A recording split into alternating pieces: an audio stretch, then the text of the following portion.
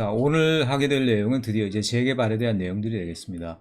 이 재개발이란 말 자체를 요새는 여러분들이 좀 듣기가 어렵죠. 재개발이란 말보다는 뭐 정비, 재정비, 그 다음에 재생이란 표현을 많이 쓰게 됐어요. 재개발이란 표현 자체가 이제 너무 낡아서 재개발이란 표현 자체도 어떻게 보면 재개발이 된 그런 좀 아이러니한 사례가 되겠는데, 자, 어쨌든 그럼에도 불구하고 이해를 가장 간단하게 하기 위해서는 재개발이란 말 자체가 제일 간단 명료하죠. 그런데 이 재개발이 되는 방식들이 실제로 사회 내에서는 굉장히 이제 복잡다단합니다. 여러 가지 여건들이 있어요. 주택지나 주거지 같은 경우도 그 지금 불량한 정도, 그 다음에 재개발이 가능한 정도에 따라서 여러 형태의 주택들이 있을 수 있죠. 그렇기 때문에 재개발 관련 제도라는 것들이 하나 두 개가 아니고요, 다 따져보면 뭐 9개, 10개가 넘을 정도로 굉장히 세분화돼서 이렇게 발전해 왔어요. 그러다 보니까 이제 너무 복잡해지고, 그리고 그 법령들 간의 관계들이 너무 난해해지고, 그리고 그런 것들을 계획적으로 관리하기도 어렵고, 그러다 보니까 결국은 통합법이라는 취지 하에서 도시 및 주거환경 정비기본법으로 다 이제 통합을 해버립니다. 요새는 여러분들이 이제 재개발법이다 라고 이렇게 치시는 것보다는 도시 및 주거환경 정비법 이렇게 여러분들이 치시면 되겠고요. 하지만 내용은, 의미는 어디까지나 재개발에 관한 법령들의 통합법이다, 여러분들이 이렇게 이해를 해 두시면 되겠습니다. 재개발에 관한 법령을 보도록 하겠습니다. 재개발 관련 법령이기 때문에 재개발법 말고도 주거환경개선사업법이라는 것들, 주택재건축사업이라는 것들, 도시환경정비사업이라는 것들, 이런 것들이 이미 있어 왔고요. 아까도 인트로에서도 말씀드렸습니다만 여러 형태의 재개발 사업들이 있어요. 그리고 그런 것들이 여기 나와 있는 대표적인 사례들이고요. 이 외에도 더 있는데 그런 너무 상세한 것들에 대해서는 생략을 일단 했습니다. 그리고 이 모든 것들이 오늘날 도시 및 주거환경 정비 계획, 그리고 정비 기본법이다 라는 어떤 법으로 통합이 되게 되었다, 여러분들이 이렇게 이해를 하시면 되겠습니다. 그래서 특별히 재개발 관련 법령에서 여러분들이 이해해야 될 것은요, 자, 여기 각각의 사업에 대한 법령이라든가 조항이라든가 개발 단계라든가 이 모든 것들을 여러분 하나하나 법조문으로 볼 수는 없죠. 그런 것들은 너무 소모적이고요. 그리고 그런 것들이 여러분의 어떤 재개발 사업에 대한 이해를 돕지도 않습니다. 그래서 여러분들에게 권하는 거는, 이 재개발 관련 법령은 법령 조문을 굳이 이해하려고 그럴 필요 없다, 들여다보려고 그럴 필요 없다. 다만 법령에 나와 있는 주요한 재개발 방법론의 특징, 그 재개발 방법론이 왜 필요하게 되었는지 그 도시의 맥락을, 그리고 그 당시에 사회상의 맥락을 여러분들이 이해하는 게 중요하고요. 그리고 그런 것들이 오늘날 왜 이런 통합법으로 진행되게 되었는가, 그 과정에 대해서 여러분들이 이해하면 그것으로 충분하겠다, 이런 생각을 한다는 겁니다. 자, 넘어가 봅시다. 각종 토지개발 사업 및 관련 법령들이라고 되어 있는데, 토지개발 사업이라고 그러면 토지 위에 개발하는 사업이기 때문에 실제로 모든 신개발과 재개발을 다 포함한 거죠. 그래서 우리나라에 있는 뭐 주거상업을 포함해서 산업, 심지어 농업, 관광까지 모든 형태의 개발이 이루어지는 사업을 쭉 다 써놓은 겁니다. 그래서 보면 당연히, 자, 도시개발 사업 지난번에 우리가 한 거지만 이거는 신개발에 대한 법이죠. 그 다음에 상당 부분이 어떻습니까? 이만큼이. 위에 3개 정도가 신개발에 대한 법이라고 볼 수가 있어요. 그리고 밑에 2개는 아파트 지구, 택지개발, 이거는 신시가지에 대한 사업이겠죠. 근데 밑에 4개, 사실은 더 있지만 이 모든 것들이 뭡니까? 이른바 우리가 재개발이라고 부르는 것들이에요. 도시의 모든 개발은 따지고 보면 새롭게 개발하느냐 아니면 다시 개발하느냐, 2가지밖에 없죠. 그래서 신개발과 재개발법인데, 재개발법의 대표적인 4가지가 도시환경정비법, 주택재개발사업, 주택재건축사업, 주거환경개선사업, 이렇게 되겠다. 그리고 오늘날 이런 것들이 도시 및 주거환경정비법으로 통합이 됐다. 자, 항상 주의하라고 그랬죠. 재개발이란 말이 이제 더 이상 들어가지 않습니다. 그래서 애매해요. 좀 여러분들이 헷갈릴 수가 있습니다. 정비, 재정비, 재생, 이런 말들이 이제 재개발이란 말을 대신하고 있다, 여러분들이 이렇게 이해를 하시면 되겠습니다. 자, 산업이나 아니면 농업, 관광도 있지만 상대적으로 사업이 많은 거에 비해서 우리의 관심은 좀 적습니다. 비중이 작은 사업들이에요. 주거지역의 재개발에 대해서만 조금 다루도록 하겠습니다. 자, 그 전에 재개발이라는 것 자체가 우리나라에서만 나타나는 일이 아니라 모든 선진사회의 도시에서 나타나는 일들이거든요. 뭐 재개발이 없이는 사실은 모든 도시가 새롭게 진행될 수가 없기 때문에 재개발이라는 건 어떤 도시에나 다 필요한 작업이죠. 그래서 각 나라와 도시별로 자기들에게 맞는 재개발 사업을 정착시키기 위해서 노력을 해왔고, 또 많은 실패가 있어 왔고, 그러는 동안에 재개발 사업에 대한 어떤 이런 유형적인 접근이 이루어집니다. 그러니까 재개발하는 방법론이 뭐 100개, 20개, 1000개, 10,000개가 되는 게 아니라 대략적으로 몇 개의 유형으로 정리가 되어 간다는 얘기예요. 자, 가장 크게는 여러분들이 이런 카테고리를 알아두시면 좋을 것 같습니다. 재개발이라는 건 사실 차갑게 얘기할 때 딱 두 가지가 요약이 됩니다. 첫째, 수복 재개발이냐 아니면 전면 재개발이냐. 젠트리피케이션 하면 이거 최근에 여러분들이 많이 듣던 얘기죠. 우리나라 말로 뭘로 해석되고 있어요? 둥지내몰림인데 사실 이게 바른 번역은 아닙니다. 왜냐, 둥지내몰림이라는 거는 뭔가 부정적인 프로세스다라는 걸 미리 대놓고 암시하고 있잖아요. 근데 젠트리피케이션이란 말 자체는 중립적인 표현이에요. 그것이 나쁜 방향으로 갈지 좋은 방향으로 갈지에 대해서 언급을 하는 건 아니란 얘기예요. 차라리 좋은 의미도 있습니다. 젠트리피케이션 하면 젠틀, 신사적이다, 좋다는 얘기거든요. 그러니까 낡고 후패한 거에서부터 좀 세련되고 점잖은 걸로 변한다는 얘기입니다, 원래는.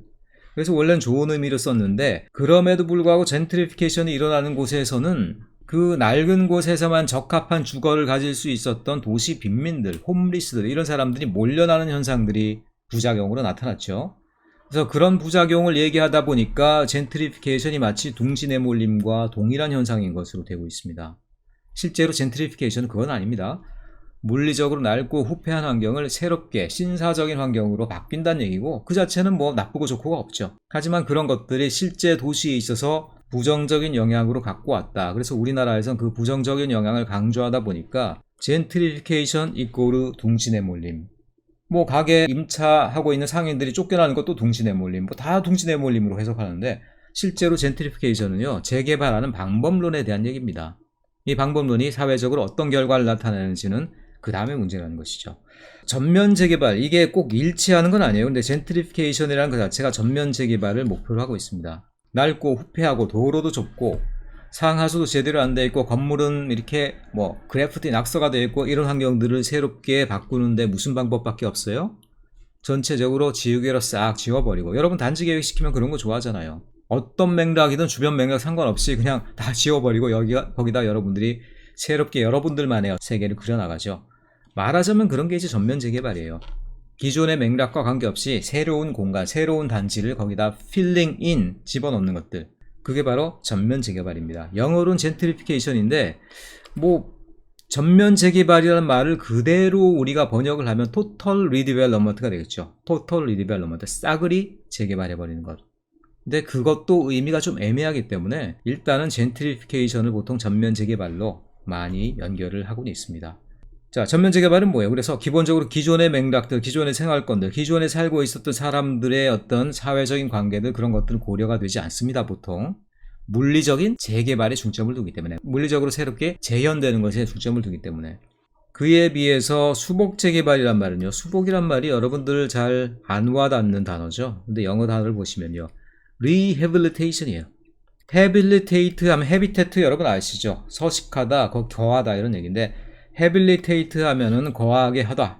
근데 re가 되기 때문에 뭡니까? 다시 거하게 하다. 기존에 있었던 이런 어떤 뭐 후줄근한 어떤 동네 마을이 있어. 그 다음에 여기를 이 물리적 환경 새롭게 했어요. 뭐 새롭게 뭐 아파트먼트가 들어갔던 연립이 들어갔어. 그 다음에 원래 있었던 사람들이 다시 와서 재정착을 하게 됩니다. 재정착. 둥지내몰림이 아니죠. 물리적으로 환경을 새롭게 한 다음에 기존의 주민들이 그대로 들어와 있는 거예요. 다시 들어와 있게 하다라는 의미에서 수복 재개발이라는 표현을 씁니다. 그래서 결국 재개발이란 방법론은요, 딴 게 아니고 우리는 재개발하는 형태가 뭐 아파트가 되냐 뭐 이런 형태에만 중점을 주는데, 서구 사회에서 재개발의 방법론은 기존에 있었던 커뮤니티, 거주자들이 그대로 남아있느냐 아니면 딴 데로 가느냐, 그걸로 사실 구분을 하는 유형이 가장 큰 유형 구분이다라는 것이죠. 자, 그래서 리해빌리테이션, 젠트리피케이션의 의미 여러분 알아두시고요. 자, 요 두 개는 서로 상반된 의미를 가지고 있는데요. 나머지는 각각이 서로 뭐 상반되거나 아니면 반대말이거나 이런 것들이 아니라 재개발의 어떤 특정한 특징을 말해주는 용어다라고 보시면 되겠어요. 자력 재개발이다, 이건 뭐냐면 자력, 나의 힘으로 재개발한다는 얘기야. 재개발이라는 것들이 보통은 정부나 공공단체 아니면 큰 건설업체, 이런 대기업들이 나서서 어떤 특정한 지역을 완전히 새롭게 하는 것을 뜻하는 경우가 많죠. 그것이 아니라 자력 재개발이라는 건 그 지역에 살고 있는 사람, 그 지역의 커뮤니티, 그 지역의 집주인들이 스스로 재개발을 한다는 얘기입니다.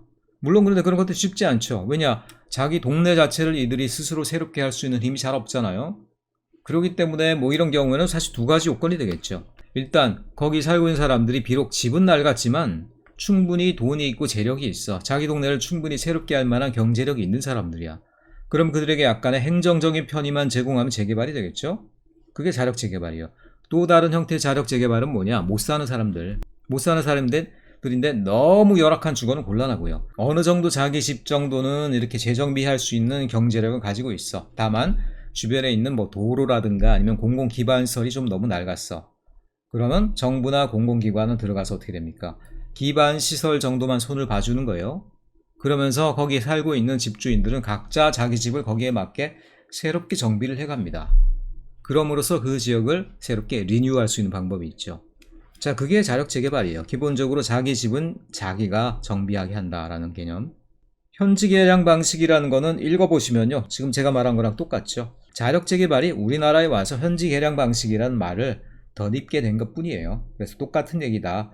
다만 여기에서는 이제 공공정부가 기반시설을 설치해주는 그 유형만을 얘기한 거죠. 자력 재개발은 아까 얘기했지만 잘 사는 동네 사람들이 스스로의 동네를 재개발하는 경우도 포함한다라고 그랬기 때문에 그런 건 아니고, 공공정부가 공공기반시설을 토지 소유자나 주택 소유자는 각각의 주택만을 책임지는 것들, 그걸 특별히 현지 개량 방식이다라고 그럽니다. 전면 철거 방식은 전면 재개발하고 결국 똑같은 얘기인 줄 알겠죠? 다만 전면 재개발, 젠트리피케이션은 그 안에 기존의 공동체나 기존의 사회 조직이 남아있느냐 그대로 아니냐를 가지고 판가름하는 것들인데, 그에 비해서 전면 철거 방식은요, 사업 시행자, 사업자가 기존에 있는 대상지의 전체 토지를 다 매수해 자기 땅으로 다 사버리는 거예요.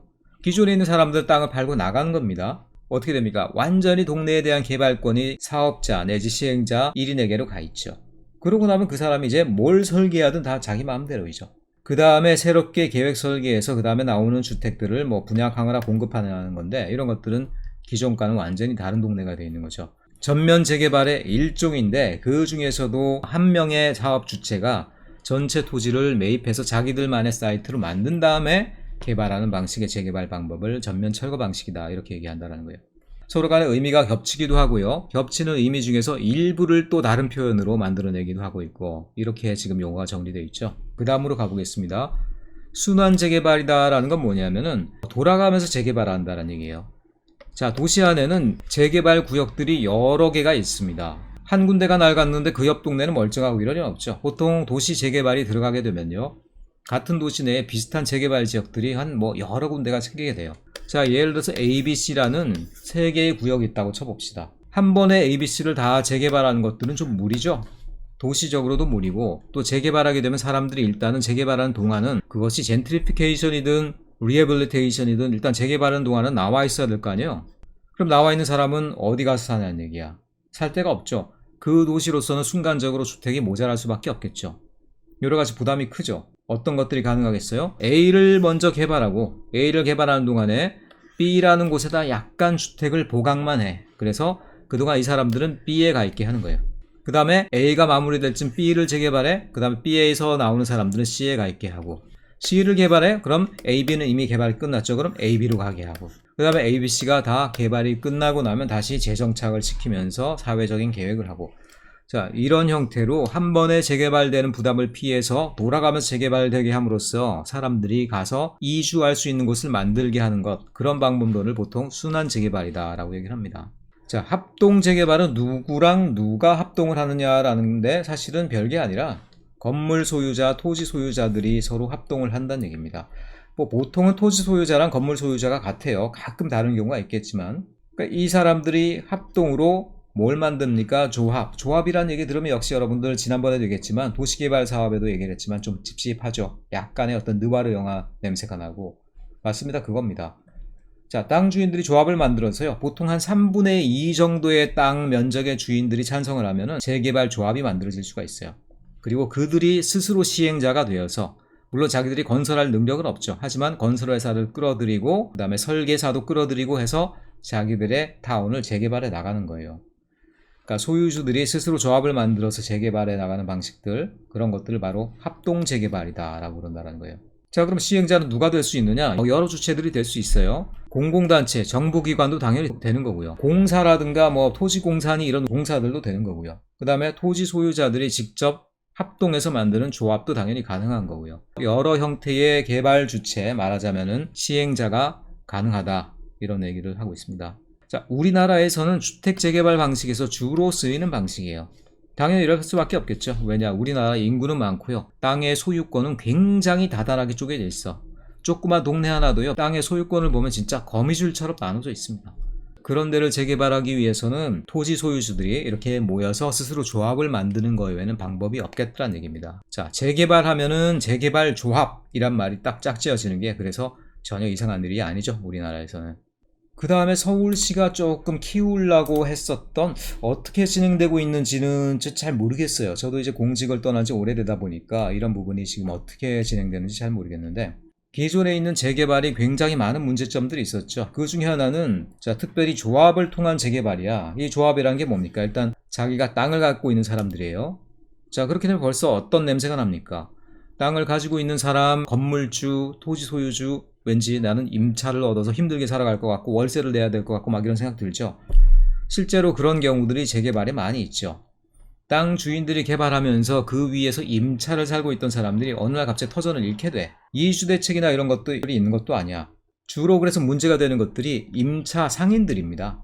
주거를 임차하고 있는 사람들이야 뭐 다른 데 가서 또 월세를 살면 된다 이렇게 하지만, 상인들은 일단 거기에 자기 상권을 개척해 놨잖아요. 근데 재개발이 된다, 개발되는 동안에 갈 곳도 없고 개발되고 나서도 다시 들어올 수도 없다, 문제가 되죠. 삼터가 무너지죠. 그래서 어떤 지역이 재개발되는 순간 그 지역에 있는 상인들이 쫓겨나는 것들이 굉장히 문제가 많습니다.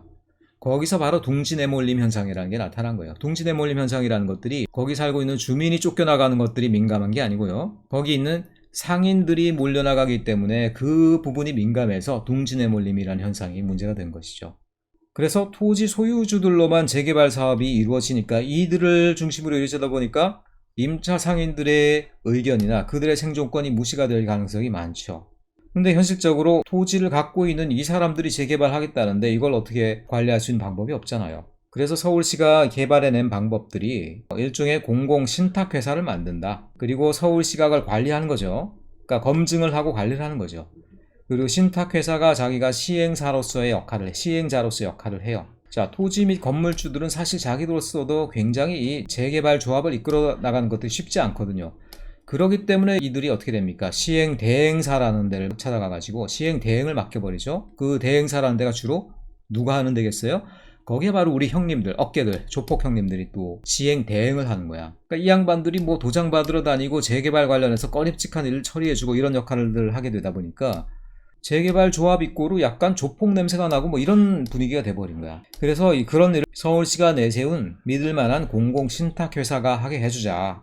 조합은 이 양반들로 이루어지지만 그들로부터 신탁을 받는 거예요. 신용에 의해서 의뢰를 받는 거죠. 의탁을 받는 거죠. 그러니까 시행을 대행해 주는데 서울시에서 내세우는 믿을만한 공공의 신탁회사다라는 거예요. 그리고 이 양반들은 서울시의 관리 감독을 받으니까 어떻게 됐습니까?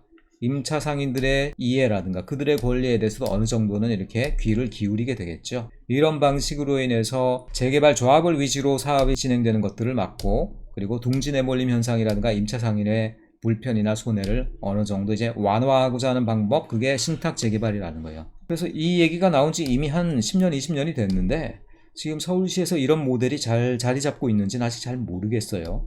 자, 재개발 조합에 대해서는 여러분들 잘 알겠지만 조합이라는 건요, 도시개발 사업의 조합이나 재개발 사업의 조합이나 결국은 역할이나 그 만들어지는 요건들은 대략 비슷해요. 재개발 구역 안에 있는 토지 등의 소유자 5인 이상, 도시개발 조합에서는 뭐 5인 이상 이런 것들은 없었죠. 법적으로는 정관이 있어야 되고, 정관이라는 건 자기들 내에 규약이죠. 규약. 자기들 내에 법이 있어야 되죠. 함부로 우르르 몰려가지고 하는 게 아니라 자기들 내에 정관을 만들고 그 정관을 검증을 받아야 됩니다. 그 다음에 토지 등의 소유자 총수의 3분의 2 이상의 동의를 얻으면 조합이 될 수가 있어요. 그리고 구청장의 인가를 받습니다. 허가가 아니라 인가이기 때문에 도장꽝이죠. 그냥 3분의 2 됐다? 도장꽝.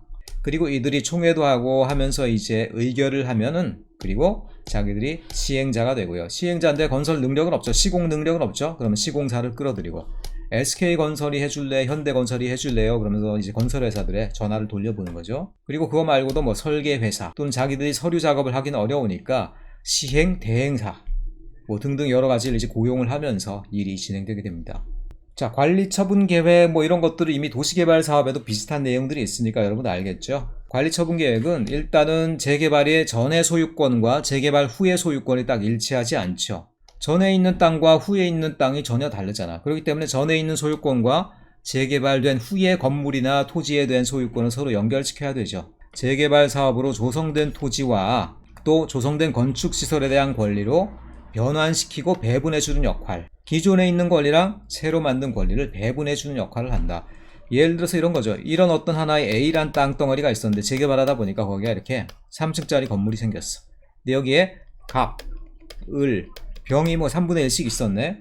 그럼 새로 지은 이 건물, 재개발로 인해 생긴 건물이에요. 그러면 이 건물에 대한 소유권 어떻게 하냐? 예를 들어서 뭐 갑을, 병이 한 층씩 소유권을 배분한다라든가 그런 것들을 입체 환지, 뭐 입체 처분 이런 식으로 얘기했었죠. 그런 식으로 토지 소유권이나 아니면은 어떤 그 토지 이용과 관련된 권리들을 새롭게 만들어진 재개발 지역에서 재개발의 결과물과 연결시켜주는 계획, 그걸 해야지 이제 완전히 재개발이 끝난 거죠.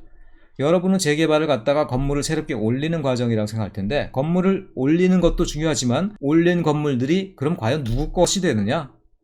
누구에게 얼마만큼 배분해야 되느냐? 누구에게 얼마만큼의 권리가 넘어가느냐, 이런 부분들은 굉장히 복잡다단해요. 이 부분이 깔끔하게 처리되어야지만 재개발이 완료가 되는 거다. 여러분들이 이렇게 이해하시면 되겠습니다. 청산금은 뭐 그런 과정 중에 가치가 떨어진 사람도 있고요, 가치가 올라간 사람도 있고 그럴 거 아니에요. 그러면 그 떨어지거나 올라간 가치를 다시 개발한 이 개발 이익으로부터 뭐 갖고 오거나 아니면 지불을 해야 되겠죠. 그런 식으로 해서 돈으로 최종적으로 청산을 하고 정리를 하는 것들, 그게 바로 청산금이라는 용어가 되겠습니다. 자, 제일 중요한 부분이 되겠어요. 재개발과 관련된 4가지 사업법이라고 되어 있는데, 물론 기존 사업법입니다. 기존 사업법. 무슨 얘기냐? 예전에 이거 하나하나가 별도의 사업법이었어요. 별도. 근데 어차피 이 사업의 개념은 있습니다. 지금도. 사업의 개념은 있지만 지금 이것들이 뭘로 변했다라고 했어요? 도시 및 주거환경정비법, 줄여서 도정법이라고 많이 그러거든요. 통합이 됐지? 그래서 이거 하나하나가 사업법이다 라고 하면 그거는 말이 안 되는 겁니다. 사업법이 아니라 도정법 내에 지금은 이제 하나하나의 사업 항목이 되었죠. 그렇지만 그 내용을 알기 위해서는 기존의 4가지 사업법의 취지나 의미를 여러분들이 조금 이해를 해야 되겠죠. 자, 재개발과 관련된 4가지 사업법, 왜 그런 것들이 필요하느냐?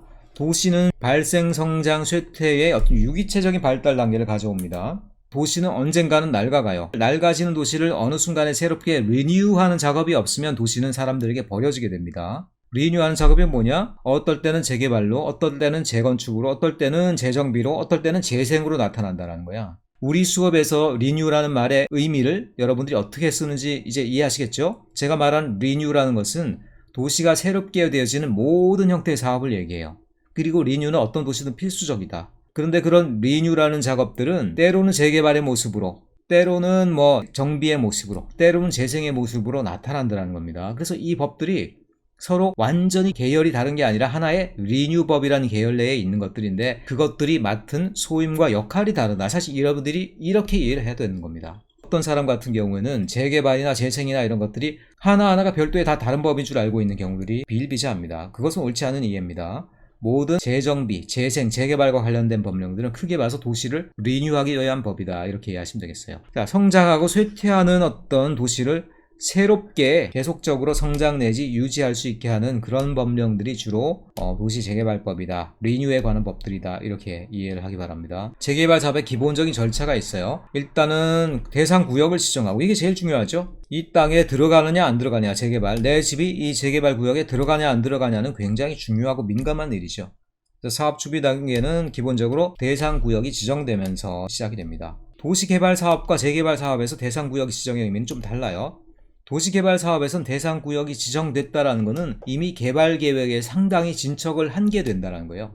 근데 재개발 사업이라는 건 대상 구역이 지정된다고 하더라도 조합 설립에서부터 실제로 시행자가 나타나게 되고 사업이 진척되는 것이기 때문에 대상 구역의 지정의 의미는 조금 도시개발 사업보다는 작습니다. 그래서 준비 단계 정도로 넣고 있어요. 자, 드디어 시행 단계가 들어가려면 조합, 시행 주체가 나타나야 됩니다. 조합. 물론 조합이 시행하지 않는 다른 어떤 정부 공공기관이 하고 있는 경우도 있지만 보통은 이제 조합이 설립되면서 재개발이 시작된다. 이렇게 보고 있죠. 사업자 지정은, 이 사업자란 말이 좀 애매한데 한마디로 건설회사, 새롭게 집을 건설해주고 도로를 닦아줄 회사들. 우리나라에서 근데 그 건설회사들의 역할이 커요. 이들이 오히려 돈을 제일 많이 갖고 있어요. 그렇기 때문에 어떤 건설회사들을 끌어들이냐 하는 부분들이 또 굉장히 사업의 성패를 가르는 것으로 알려져 있죠. 조합이 설립되고요. 조합이 사업 시행자를 지정하는 일들, 이런 것들이 이제 사업이 실제로 시행 단계, 도를 외쳤다는 얘기가 되겠습니다. 그리고 인가를 받게 되고요. 그 다음에 사업이 다 시행되고 나면 이제 관리처분하죠. 관리처분 뭐였습니까? 사업 이전의 토지 소유권과 사업 이후의 토지 소유권 및 각종 권리를 서로 연결시켜주는 것들. 그리고 팔 거 팔고 돌려주고 돌려주고. 환지는 기존에 있는 토지 소유주들에게 그 적당한 비슷한 토지를 돌려주는 과정이라고 그랬죠. 분양은 그게 아니라 상가를 새롭게 만들거나 아니면은 뭐 여러 가지 시설을 새롭게 만들어서 그걸 누구에게 새롭게 파는 거죠. 그런 행위는 이제 분양이라고 합니다. 환지는 기존의 토지 소유주들에게 돌려주는 행위고요. 분양은 새롭게 그 토지를 사는 토지 소유주를 새롭게 초청하는 행위죠. 그리고 이제 완료, 준공 들어오면 완료죠. 해산, 조합은 해산 되면서 끝나더라는 얘기입니다. 자, 재개발 사업의 기본적인 절차들입니다.